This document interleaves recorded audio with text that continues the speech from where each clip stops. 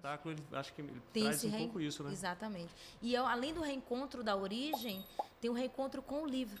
Que a gente coloca essas crianças para ter esse reencontro com o livro. Que é uma coisa que está aí na nossa disposição sempre. Só que o mundo tecnológico, as telas tomaram uma conta, uma proporção assustadora no mundo infantil, que a gente coloca essas crianças para se reencontrar com o livro de forma mágica, de forma potente, né? E aí tem esse encontro dessas duas meninas com o livro, e nesse livro é que elas encontram essas três crianças que contam as suas histórias.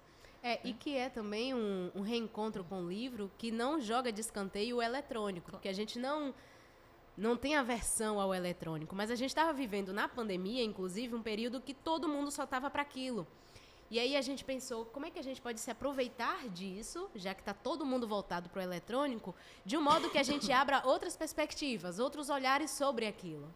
Então, a gente, inclusive, na pandemia, teve um outro projeto, que foi o Telinha Literária, que a gente falava sobre isso. Nós convidamos literatas baianas para poder falar sobre sua produção e tudo mais, e a gente discutir sobre essa relação da criança com o livro e com a tela. Porque agora a tela também virou livro, né? Então a gente não precisa negar a tela enquanto um caminho de conhecimento, de imaginação, de ludicidade. A gente só questiona o quanto que a gente tem esperado somente da tela. E desvalorizado o livro também, o livro Exato. físico. Eu sou apaixonada por livro, eu não consigo ler aquele negocinho. Não tem a menor condição. Sim. Eu gosto do livro, eu gosto de sentir o cheiro do livro, eu gosto do livro velho. Tem coisa melhor do que o cheiro de livraria. Gosto de tudo isso. Então, a gente desvalorizou também essa... E tem uma coisa aí, assim, da importância das duas, né? Da tecnologia, mas da coisa do livro mesmo. Sim. Que é o tempo, né? O Sim. tempo de quem mergulha no livro. Exatamente. É um tempo que tem tempo para tudo, para imaginação, para viagem, para descansar, para relaxar. O tempo tecnológico, às vezes, ele acelera o ser humano de forma que, inclusive, não é bom para a saúde, né? Assim, a depender da medida, né? Exatamente. Que nós não estamos preparados para isso, e o índice de pessoas que tem consequências seríssimas de saúde, né? Crianças e jovens e adolescentes. O índice de ansiedade grande, no mundo infantil, agora que a gente estava pesquisando, foi para um lugar absurdo, assim. O uso de medicamentos de prescrição médica com tarjas coloridas, todas as tarjas, nas mulheres e nos jovens aumentou muito, e isso muito por conta do uso dos eletrônicos, inclusive, que traz esse imediatismo, esse aceleramento de estar aqui, e sabe, nem o que está lendo, sabe?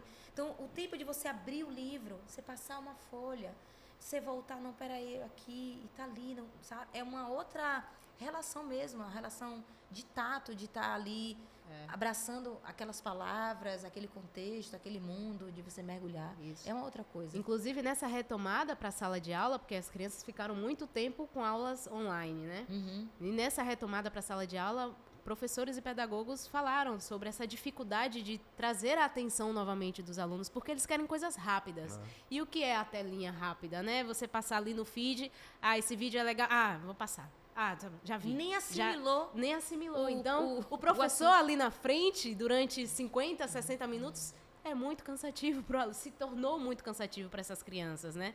Então, trazer novamente essa relação do tempo, de que as coisas podem ser construídas conjuntamente, não você ter a imagem pronta de leitura, é o que a gente tenta resgatar, né? E que a gente discute no espetáculo, fala sobre, não negando, mas falando assim, tem isso, mas também tem isso aqui. Como equilibrar, né, essas linguagens, né, esses mecanismos aí. E é o grande desafio dos pais, né, dos educadores hoje em dia, de como equilibrar exatamente. E a gente está falando assim de uma coisa que é séria mesmo, né? Seríssimo. Assim, ainda é novo, né? E mas já tem consequências seríssimas. Imagina isso há mais 10, 15, 20, 30 anos, as consequências disso, né? Exato. De quem nasce só no eletrônico, que não tem acesso a essa coisa da feira, da rua, da vivência real, do livro físico, da história, né? Da memória. Né? Do observar, né? Só parar e observar. E fazer leituras sobre aquilo, né? Exatamente. Porque a leitura ela não está só no livro, a leitura ela está na vida. E a gente sentar, olhar para o outro, fazer a leitura sobre o que é que ele está querendo dizer com aquilo, com o corpo. E por isso a gente bate na tecla que cada vez mais é importante a gente levar a arte para esses ambientes escolares. Então a gente, além do trabalho com espetáculos, com contação de histórias, a gente também tem um trabalho de arte e educação. Sim. Que é esse lugar de reafirmação do quanto a arte é importante nesse ambiente escolar, porque a arte em si já educa, e a arte traz esse lugar da observação, de você olhar, de você refletir sobre aquilo, trazer o senso crítico sobre as coisas, e que está sendo perdido porque está tudo muito pronto. Então vamos resgatar um pouco isso, e que caminho seria esse? Que linguagem seria essa que poderia colaborar? A arte. A arte é o melhor caminho para a gente trabalhar esse lugar do senso crítico, de fazer as leituras sobre o mundo, de fazer as leituras sobre os acontecimentos, sobre as pessoas, sobre as atitudes. Uhum. E aí, não à toa, estamos com um projeto agora que se chama Vivência Teatral, contando histórias do meu mundão, que foi inspirado, inclusive, através do que a gente construiu com o Histórias do Mundão, o espetáculo. E a gente está levando para escolas públicas de Salvador agora uma vivência de arte e educação, levando a arte enquanto caminho de aproximação da criança com a vivência, com o corpo, com a expressividade, com o expressar-se através da oralidade do corpo, da fala, do silêncio também, que é uma expressão.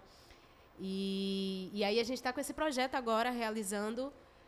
Fizemos hoje uma vivência, temos 2 semanas aí de vivências por escolas públicas de Salvador.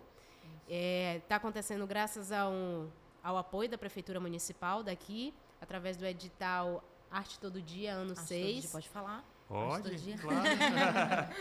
Da Fundação Gregório de Matos. A gente precisa falar, porque esses apoios que vêm do poder público, a gente precisa falar que precisam vir mais, né? Então, vir mais, e acontece, né? E acontece. Tem público, tem carência, tem demanda para a gente celebrar cada um que acontece, exatamente. Né? Porque, né, é uma gota de água no deserto, né? Exato, assim, né? exato. E aí fica um alerta para os outros gestores, né? Que escutem, que observem o que funciona. Então, se isso aqui funciona, vamos aderir também. Pode.